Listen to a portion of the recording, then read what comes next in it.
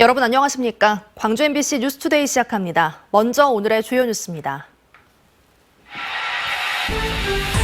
정부가 최근 4대강을 활용해 광주 전남 가뭄 문제를 해결하겠다는 대책을 내놨습니다. 지역 식순환 해결에 얼마나 도움이 될지 따져봤습니다. 세월호 참사 9주기를 앞두고 희생자들의 넋을 달래기 위한 선상 추모식이 열렸습니다. 유족들은 세월호 참사 진상규명을 정부에 촉구했습니다. 경찰이 전남도청 사무관리비 부당 집행과 관련해 수사에 나섰습니다. 사무관리비와 관련된 의혹 등을 확인하는 게 수사의 핵심입니다.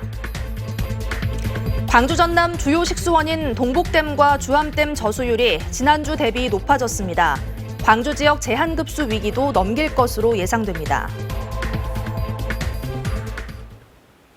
정부가 최근 4대강의 보를 물그릇처럼 활용해 광주 전남의 가뭄 문제를 해결하겠다는 대책을 내놨습니다.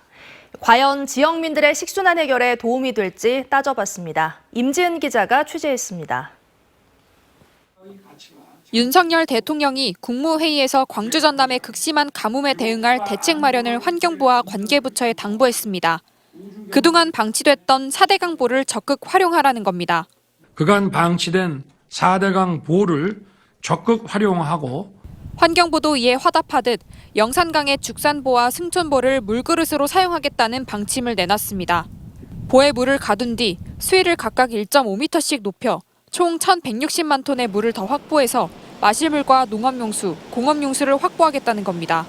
4대강 16개 보의 물그릇을 최대한 활용하여 가뭄에 도움이 되도록 운영하겠습니다. 보 수위 상승으로 본리와 지류의 수심을 일정 수준 이상 확보하여 4대강 사업회에 설치된 영산강의 승촌보입니다. 이곳과 죽산보의 수문을 막으면 광주 식수원 고갈 문제에 도움이 될 수 있을지 한번 따져봤습니다. 결론부터 말하면 4대강 보를 가뭄 해결에 이용하는 건 농업용수나 공업용수에는 도움이 될지 몰라도 생활용수, 즉 광주 시민들의 식순환 해결에는 큰 도움이 되기 힘듭니다. 광주 시민들은 동복호와 주암호에서 물을 공급받지 영산강의 물을 식수로 쓰고 있지 않기 때문인데 최근 긴급대처로 영산강 물을 하루에 3만 톤씩 끌어오긴 했어도 4대강보와 전혀 관계없는 더 큰 보를 활용하고 있습니다.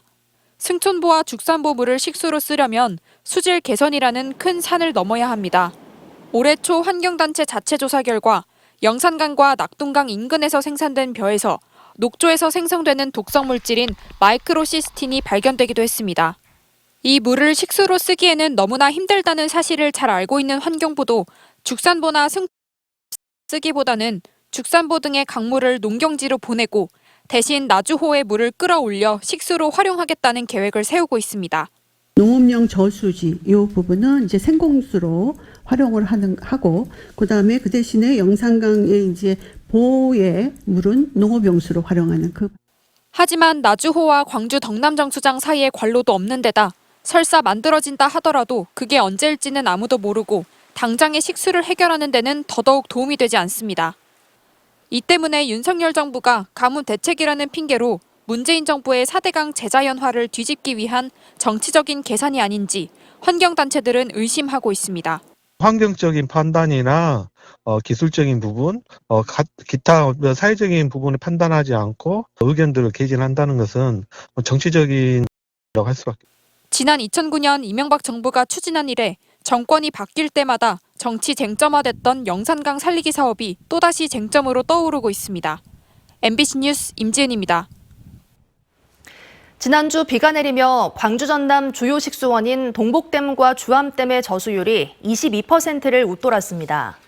광주시에 따르면 어제 0시 기준 동복댐의 저수율은 22.07%, 주암댐은 22.31%까지 올랐습니다. 광주시는 일주일 전과 비교했을 때 2, 3% 상승했지만 아직 가뭄 안심 단계는 아니라며 절수운동에 동참해 줄 것을 호소했습니다. 완연한 봄이라기엔 아직 아침 저녁으로 추위가 이어지고 있습니다. 오늘도 비슷한 날씨가 이어지겠습니다. 아침 기온 5도 안팎에서 시작해 한낮 기온은 무려 21도까지 오르면서 오늘 아침 기온과 낮 기온 모두 어제보다 1, 2도가량 높겠지만 일교차는 크게 벌어지겠습니다. 오늘 일교차는 16도가량으로 벌어지겠습니다.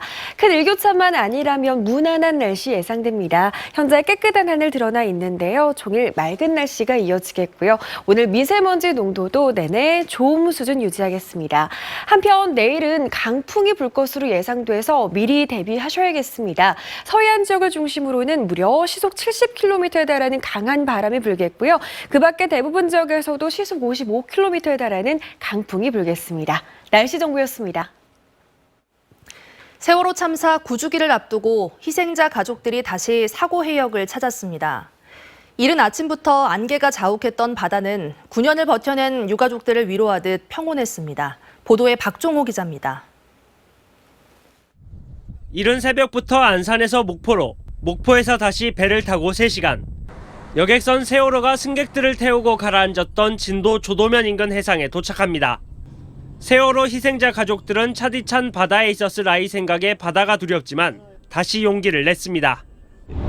고통스러운 마음 때문에 쳐다보기도 싫고 무서운 바다이기도 하지만 우리 아이들이 생을 마감한 이곳이 부모가 꼭 와야 되는 곳이라는 것도 또 잘 알고 있기 때문에 오전 10시 30분 세월호가 침몰했던 시간에 맞춰 사고 현장에 도착한 희생자 가족들.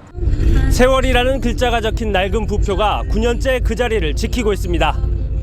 미리 준비해온 하얀 국화 한 송이를 바다에 띄워보냅니다.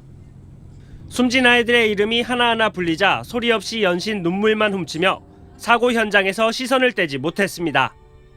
당시 구조활동에 참여했던 민간 잠수사도 9년 만에 처음으로 현장을 방문했습니다. 많은 시간이 흘렀지만 캄캄한 바닷속에서 어린 희생자들을 수습한 기억은 어제처럼 생생합니다.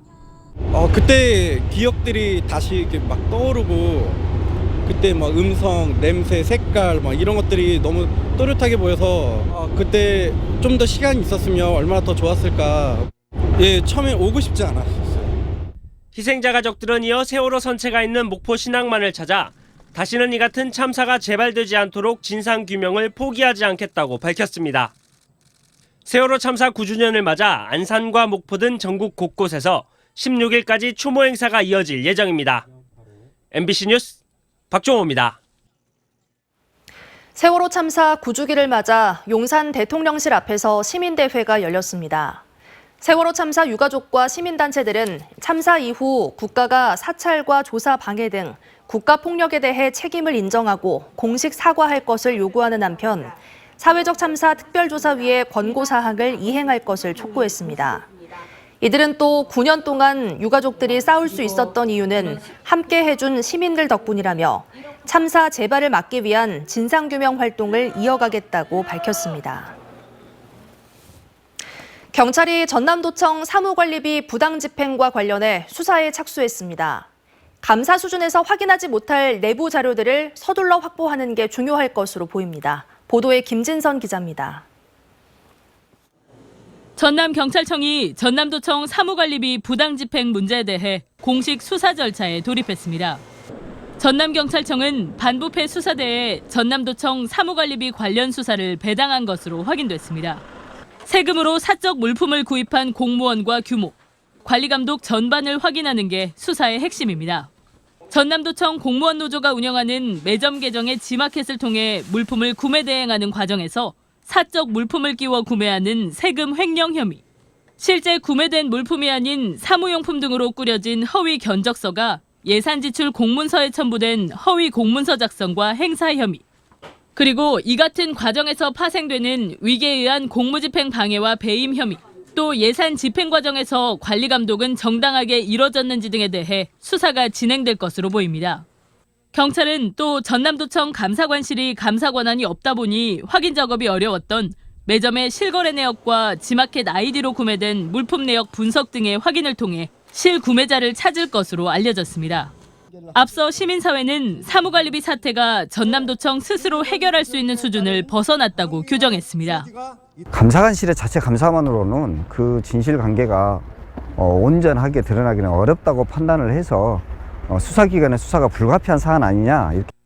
공직사회가 관행적으로 써온 세금 사용 과정의 민낯은 결국 자체 감사를 통해서가 아닌 경찰의 수사로 밝혀지게 됐습니다. MBC 뉴스 김진선입니다. 광주 경영자협회가 광주의 미래자동차 소재 부품 장비 특화단지 지정을 촉구했습니다. 광주경총은 보도자료를 내고 광주 미래차 소부장 특화단지는 미래차 국가산단 조성과 함께 자동차 산업을 친환경 미래차 산업으로 고도화하는 데 반드시 필요하다고 강조했습니다. 또 하남산단, 첨단산단 등 지역 주력 산업 거점 산단과 연계 협력을 통해 미래차 소부장 공급망을 완성할 수 있다고 덧붙였습니다. 고 전두환의 손자 전우원 씨의 두 번째 광주 방문 일정이 현재 보류 중이라고 5.18 단체가 밝혔습니다. 5.18 단체에 따르면 앞서 전우원 씨는 이번 주부터 광주에 상주하며 5.18 민주화운동 유가족 등 피해자들에게 사죄하겠다는 뜻을 밝혔습니다. 5.18 단체는 당초 내일 광주에 내려올 예정이었지만 5.18 공법단체와 일정 등의 문제로 이틀 정도 연기했다고 전했습니다. 앞서 전우원 씨는 지난달 30일부터 사흘간 광주에 머물며 5.18 관계자들과 만나 사죄한 바 있습니다. 해남에서 올해 첫 중증 열성 혈소판 감소 증후군 사망자가 발생했습니다. 질병관리청은 지난 5일 해남에 거주하는 80대 여성이 농작업을 한 뒤 발열 증상을 호소해 입원 치료를 받았고 중증 열성 혈소판 감소 증후군 양성 확진을 받은 지 하루 만에 숨졌다고 밝혔습니다.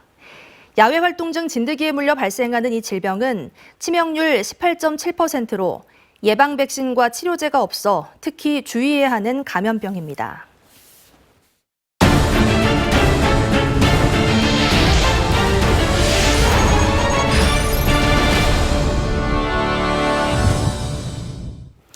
광양과 하동을 아우르는 섬진강 일대에서는 조만간 본격적인 제첩잡이가 시작되는데요. 전통 방식인 손트러업을 세계 중요 농업유산으로 등재하기 위한 작업도 속도를 낼 전망입니다. 문영철 기자의 보도입니다. 강물과 바닷물이 만나는 섬진강 하류. 어민들이 강에 직접 들어가 거랭이라는 긴 도구를 이용해 강바닥을 긁어 제첩을 채취합니다. 제첩잡이 손틀어업으로 불리는 전통적인 방식인데 역사성과 독창성 등을 인정받아 지난 2018년엔 국가 중요 어업유산으로 지정됐습니다. 어른들부터서 다 하고 계셨던 거지요. 지금 손작업으로 하게 돼가 있고 배는 풍물에 못 들어가는 데만 조금 잡고.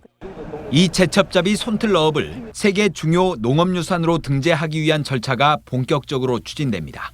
오는 30일부터 사흘 동안 UN 식량농업기구 관계자들이 섬진강을 찾아 현장 실사에 들어가는 겁니다. 정부가 등재 신청서를 제출한 건 지난 2020년 1월이었지만 코로나19의 영향으로 3년 만에 후속 절차가 이루어지게 됐습니다. 그 역사성도 좀 있어야 되고 생계에 도움이 좀 돼야 되고 자연하고 좀 어우러진 어법이어야 되고 이런 조건들이 갖춰져서 조심스럽게 긍정적인 면으로 생각은 하고 있습니다. 국내에서 세계 중요 농업유산으로 등재된 것은 완도 청산도의 구들장농과 담양 대나무밭 농업 등 5개입니다. 제첩잡이 손틀러업이 심사를 통과할 경우 어업 분야에서는 처음으로 세계 농업유산에 이름을 올리게 됩니다. 생산해서 판매하고 계신 분들의 소득에 굉장히 도움이 되지 않을까 생각합니다. 그리고 또 관광자원으로도 충분히 활용할 수 있다고 봅니다. 제첩잡이 손틀러업의 세계 농업유산 등재 여부는 현장 실사 이후 전문가들의 평가를 거쳐 올해 하반기 결정될 예정입니다. MBC 뉴스 문형철입니다. 해남 옥녀봉 토성에서 마한시대로 추정되는 주거 흔적이 발견됐습니다. 항공조사에서는 내성과 외성의 존재도 드러나 산지에 건설된 성곽에 자리한 주거지로는 전남 최대 규모로 평가됩니다. 보도에 신광하 기자입니다. 해남읍 연동리와 삼산면 경계에 있는 해발 212m의 옥녀봉입니다. 일제강점기 조선 총독부가 작성한 국유림 실태조사서에 녹산성으로 표기된 이후 지난 1986년 첫 조사에서 마한시대, 토기편 등이 발굴됐습니다. 이후 37년 만에 목포대 박물관이 실시한 시굴조사에서 삼국시대에 해당하는 토성의 성벽과 주거지 등이 확인됐습니다. 기존에 보고되었던 이런 다른 주변 유적들하고의 관계성이 어느 정도인지 그 부분을 확인하고자. 산 정상에 이르는 지형을 여러 단으로 다진 평탄지에서는 주거지와 수열 유구, 기둥이 있던 흔적이 발견돼 고지성 취락이 확인됐습니다. 해남 옥녀봉 토성의 성벽으로 추정되는 공간입니다. 이곳에서 폐각이 지속적으로 발견되는 점으로 미뤄 후대 지속적인 개축과 증축이 이루어졌던 것으로 추정됩니다. 항공 라이다를 활용한 조사에서는 내성과 구분되는 외성의 흔적도 드러났습니다. 성과 길이 면에서는 전남 최대 규모이고 산성의 입지와 성내 공간 활용 방식에서는 국내에서 사례가 없는 독특한 형태입니다. 기원전 1, 2세기부터 사람들이 주거했고 그 이후에 또 토성을 쌓는 소위 마한의 시작과 끝을 볼 수 있는 유적이기 때문에 그런데 해남의 마한 역사를 탐구하다 보면 분명히 우리 고대의 해양 교류사가 재조명될 거라고 생각을 합니다. 해남 옥녀봉 산성에 대한 추가 발굴 조사에서 토성 축조 방식이 검증되면 마한 초기 축성수를 가진 해상 세력의 존재와 이동을 확인할 수 있어 학계에 비상한 관심을 끌고 있습니다. MBC 뉴스 신광하입니다.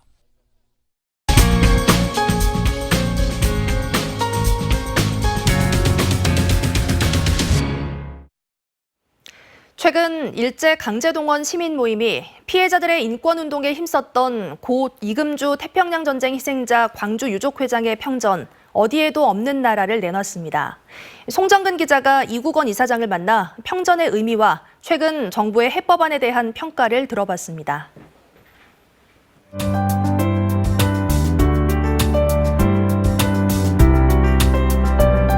안녕하세요. 네. 최근 일제 강제동원 시민 모임에서 고 이금주 회장님의 평전을 발간을 하셨는데요. 특별히 책으로 발간하게 된 계기나 이유가 있을까요?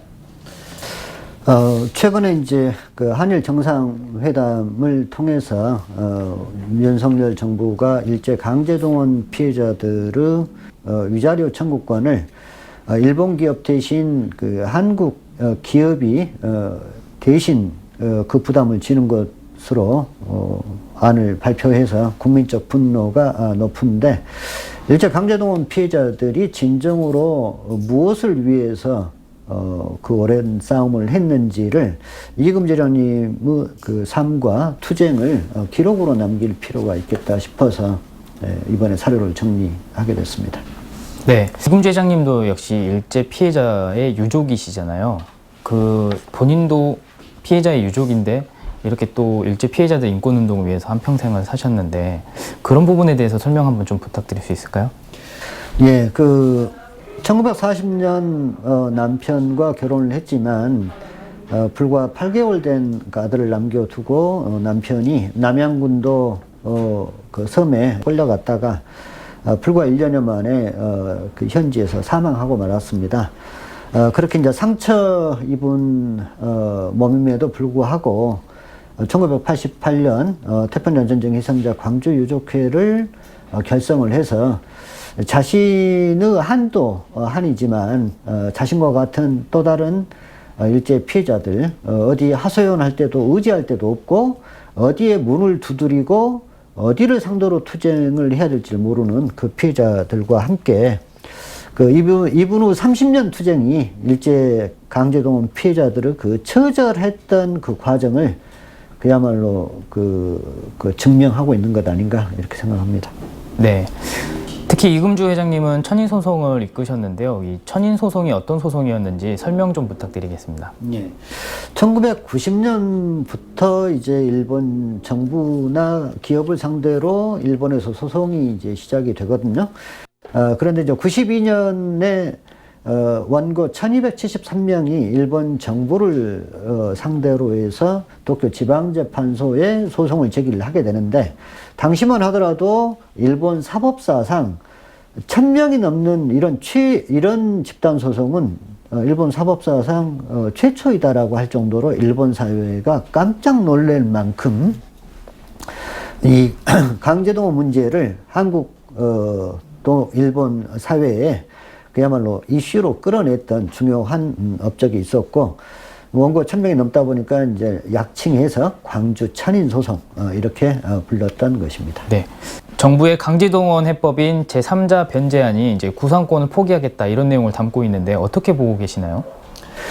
우선 지금 피해자들이 요구를 하는 것은 그 가해자로부터의 진정한 사죄와 배상을 얘기하는 것이지 책임 있는 위치도 아닌 제3자가 대신 사죄하고 배상하라라고 하는 것이 아니거든요. 일본의 책임을 면제시키는 것도 부정해가지고 행사할 수 있는 권리마저 포기하겠다라고 하는 것은 대한민국 사법주권을 포기하겠다라고 하는 것이나 다름없고, 이건 강제동원 피해자들의 문제를 넘어서서 이게 과연 대한민국의 주권국가로서의 그 전엄을 가지고 있는 것인지 심각하게 의문을 갖고 있습니다. 네, 일제 강제동원 시민 모임의 향후 계획에 대해서 설명을 부탁드리겠습니다.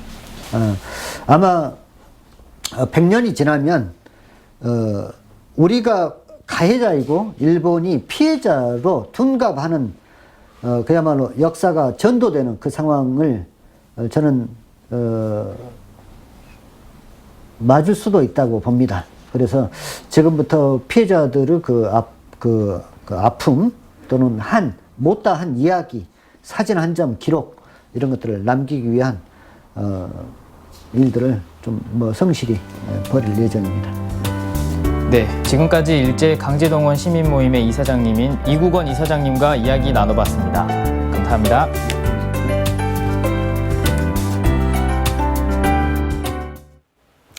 제14회 광주 비엔날레에서는 관람객들에게 작품 이해를 돕기 위한 무료 전시 음성 해설 서비스가 제공됩니다. 이번 오디오 가이드는 광주 비엔날레 참여 작가 79명의 작품 해설과 함께 다양한 언어권의 관람객들이 전시를 쉽게 이해할 수 있도록 준비됐습니다. 또 자막 서비스가 함께 제공되며 이어폰이 없어도 소화기 모드를 통해 전시 해설을 들을 수 있습니다.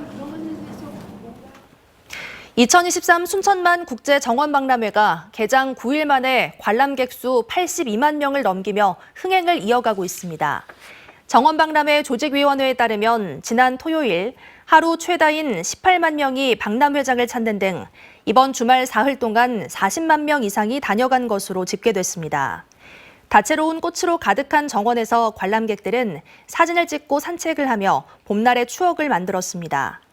특히 박람회장 곳곳에서 펼쳐진 국악예술과 버스킹 등 문화 공연이 발길을 사로잡았습니다.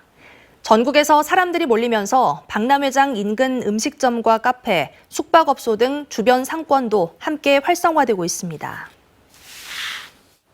완연한 봄이라기엔 아직 아침 저녁으로 추위가 이어지고 있습니다. 오늘 출근길 기온 5도 안팎에서 시작해서 한낮 기온은 21도로 오늘 아침 기온과 낮 기온 모두 어제보다 1, 2도가량 오름세를 보이겠지만 일교차는 16도가량으로 여전히 크게 벌어지겠습니다. 이런 때일수록 아침 저녁으로 따뜻한 옷차림 하시고요. 감기 걸리지 않도록 주의하셔야겠습니다. 오늘 종일 맑은 날씨가 예상됩니다. 현재 하늘 모습 보시면 구름 한 점 없이 깨끗한 하늘 드러나 있는 상태고요. 오늘은 대기질마저 양호합니다. 광주와 전남의 미세먼지 농도 내내 좋음 수준 보이겠습니다. 한편 내일은 강풍이 예상돼서 미리 대비하셔야겠습니다. 특히 서해안 지역을 중심으로 시속 70km에 달하는 매우 강한 바람이 불겠고요. 그 밖의 지역에서도 시속 55km 안팎의 강풍이 불겠습니다. 주변에 날아가거나 파손될 물건이 없는지 미리 점검하셔야겠습니다. 광주뿐만 아니라 전남 대부분 지역에서 맑은 날씨가 이어지고 있습니다. 오늘 아침 기온 목포에서 8도 안팎 보이고 있고요. 한낮 기온은 16도에서 20도 분포로 낮 동안은 포근하겠습니다. 곡성과 구례의 현재 기온 1도 안팎으로 추운데요. 한낮 기온 20도 안팎으로 일교차는 크게 벌어지겠습니다. 바다의 물결은 최고 1, 2m로 비교적 잔잔하게 일겠습니다. 내일부터는 비가 내리겠고요. 이번 주는 비가 오는 날이 많겠습니다. 날씨 정보였습니다. 뉴스 마칩니다. 시청해주신 여러분 고맙습니다. 언제 어디서나 내 손 안의 뉴스. 광주 MBC 뉴스 유튜브 구독으로 함께하세요.